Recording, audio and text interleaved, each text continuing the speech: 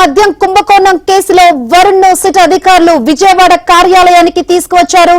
హైదరాబాద్ లో స్వాధీనం చేసుకున్న 11 కోట్లను విజయవాడకు చేర్చారు.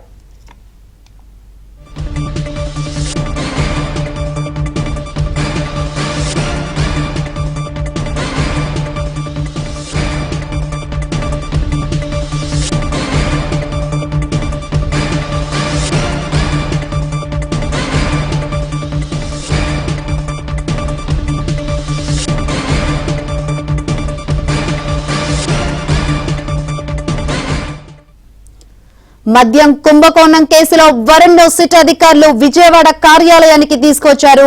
హైదరాబాద్ లో స్వాధీనం చేసుకున్న 11 కోట్లను విజయవాడకు చేర్చారు.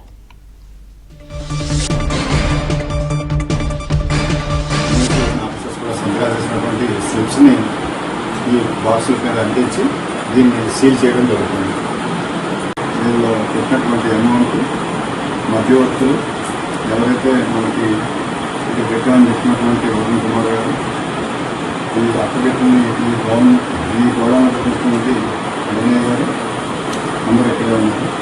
20 సంవత్సరంలో ఈ నోట్ల కట్టలన్నీ లెక్కిస్తే 12 బాక్సుల్లో మొత్తం 11 కోట్ల రూపాయలు దీంట్లో ప్యాక్ చేయబడి ఉన్నాయి.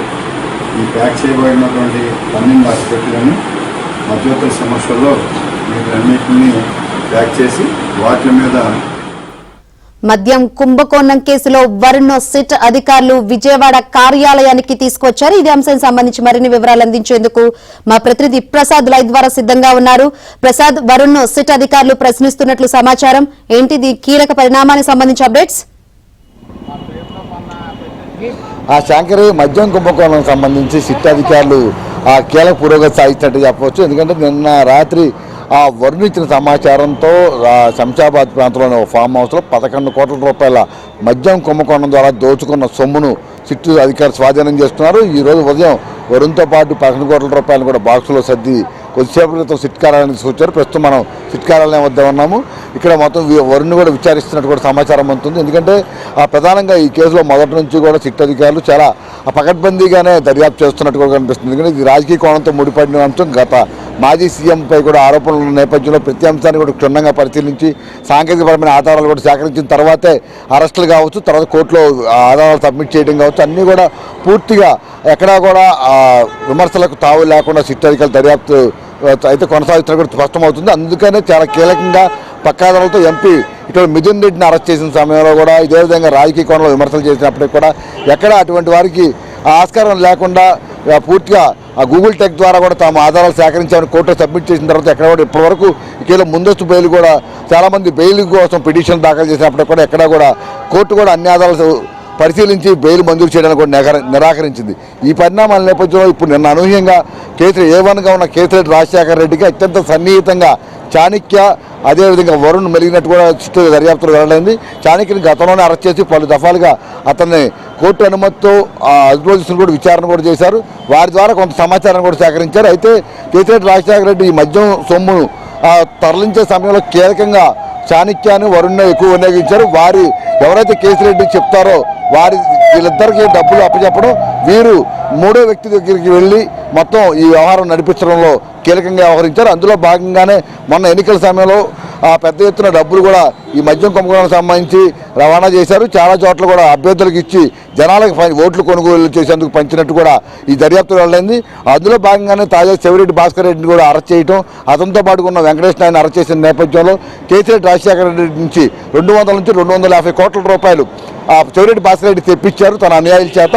వాటిని చాలా ప్రాంతాల్లో పంచారని కూడా సిట్ అధికారులు వెల్లడైంది. అయితే ఇప్పుడు ఈ 11 కోట్ల రూపాయలు కూడా ఇదే విధంగా ఎన్నికల కోసం ఖర్చు పెట్టేందుకు ముందుగానే కొంచెం అక్కడ చోట డంపుల్లాగా ఏర్పాటు చేసి ఎప్పుడైతే తమకు వాతావరణం అనుకూలంగా ఉంటుందో ఆ సమయాల్లో ఆ డబ్బులు ఆయా అభ్యర్థులకు బట్వాడా చేసేందుకు ముందుగానే చెవిరెడ్డి రాజశేఖర రెడ్డి ఆదేశాలతో ఇటు చాణక్య కావచ్చు, వరుణ్ కావచ్చు, వీరందరూ కూడా వివిధ ప్రాంతాల్లో తమ నమ్మకస్థంగా ఉన్న ఫామ్ హౌస్లు దాచినట్టు కూడా తెలుసుకున్నారు. ప్రస్తుతం ఈ 11 కోట్ల రూపాయలే కాదు మరికొన్ని చోట్ల కూడా ఇదే విధంగా డబ్బులు దాచినట్టు కూడా సిట్ అధికారులు భావిస్తున్నారు. అందులో భాగంగానే ఇప్పుడు వరుణ్ అన్ని కోణాలు కూడా విచారణ అయితే లోపల జరుగుతుంది. అయితే ఇప్పుడు మనకు అందుతున్న సమాచారం ప్రకారం చూస్తే మరో 2 చోట్ల ఇదే విధంగా కొన్ని కోట్ల రూపాయలు దాచినట్టు కూడా వరుణ్ సమాచారం అందించినట్టు తెలుస్తుంది. అయితే అది ఎవరి ఆధీనంలో ఉంది, ఎక్కడ ఉంది అనే అంశాలపై కూడా ప్రస్తుతం ఆరా తీస్తూ ఉన్నారు. వీటికి సంబంధించి పక్క సమాచారం అందిన తర్వాత ఆ డబ్బులు కూడా స్వాధీనం చేసుకునేందుకు కూడా సిట్ అధికారులు సమాయత్తమవుతున్నట్టు కూడా తెలుస్తూ ఉంది. ఈ పరిణామాల నేపథ్యంలో అన్ని కోణాలు కూడా పరిశీలించిన తర్వాత ప్రధానంగా ఏదైతే తాడేపల్లి ప్యాలెస్ అని మొదటి నుంచి చెప్తూ వస్తున్నారో ఇప్పుడు అన్ని ఏళ్లు కూడా తాడేపల్లి ప్యాలెస్ వైపు చూపిస్తా ఉన్నాయి. ఇన్ని కోట్ల రూపాయలు బయటపడతాం, 3,500 కోట్ల రూపాయల కుంభకోణానికి సంబంధించి అన్ని ఆధారాలు సేకరిస్తున్న నేపథ్యంలో ఇంత భారీ కుంభకోణంలో జగన్మోహన్ రెడ్డికి అత్యంత నమ్మకస్తులుగా ఉన్న కేసీఆర్ రాజశేఖర రెడ్డి కావచ్చు, చెవిరెడ్డి భాస్కర్ రెడ్డి, ధనుంజయ రెడ్డి, కృష్ణమోహన్ రెడ్డి, బాలాజీ గోవిందప్ప, అంటే వీరందరూ కూడా ప్రతి ఒక్కరికి లోకం మొత్తం జగమెరిగిన సత్యం ఏంటంటే జగన్మోహన్ రెడ్డికి వీరంతా అత్యంత సన్నిహితంగా కలిగిన వ్యక్తులు. జగన్ ఆదేశాలు తూచా తప్పకుండా పాటించే వ్యక్తులు. ఆయన ఆదేశాలు లేకుండా ఇన్ని కోట్ల కుంభకోణం చేసే సాహసం, ధైర్యం వీరిలో ఎవరికీ లేదు.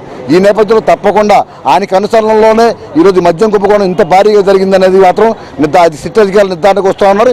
ఈ పరిణామాల నేపథ్యంలో జగన్మోహన్ రెడ్డి కూడా విచారించేందుకు కూడా సన్నద్ధమవుతున్నట్టు మనకు సమాచారం ఉంటుంది.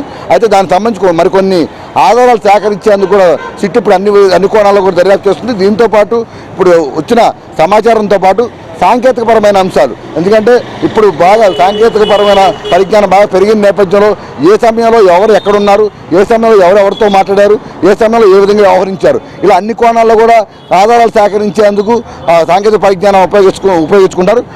ఇటువంటి సాంకేతిక పరిజ్ఞానం సిట్టు అన్ని కోణాల్లో కూడా ఉపయోగించుకుని ఈరోజు చాలామంది నిందితుల్ని ఇందులో అరెస్ట్ చేసింది. ఇప్పుడు అదే కోణంలో తాడేపల్లి ప్యాలెస్కు ఎంతమంది ఎవరెవరు ఏ సమయంలో చేరారు, ఏ సమయంలో ఎటువంటి మంత్రాలు చేశారు, అప్పుడు ఎవరెవరు ఆదేశాలతో వారు తాడేపల్లి ప్యాలెస్ ముఖ్యమంత్రి ఉన్న జగన్మోహన్ రెడ్డికి ఆ రోజు అపాయింట్మెంట్ ఎవరెవరు ఇప్పించారు, ఇలా అన్ని కోణాలు కూడా దర్యాప్తు చేస్తున్నారు. ఆ అపాయింట్మెంట్ గల కారణాలు, ఆ సమయంలో సమావేశంలో జరిగిన చర్చా అంశాలకు సంబంధించి ఇలా అన్ని కోణాలు కూడా విచారణ అయితే ప్రస్తుతం జరుగుతుంది. మరో వారం రోజుల్లోనే ఈ సిట్ అధికారులు ఇందులో కీలకమైన పురోగతి సాధించడంతో పాటు మరికొన్ని అరెస్టులు లేకపోతే విచారించేందుకు కీలకమైన వ్యక్తులు కూడా అదుపులో తీసుకునే అవకాశం ఉందని కూడా భావిస్తున్నారు.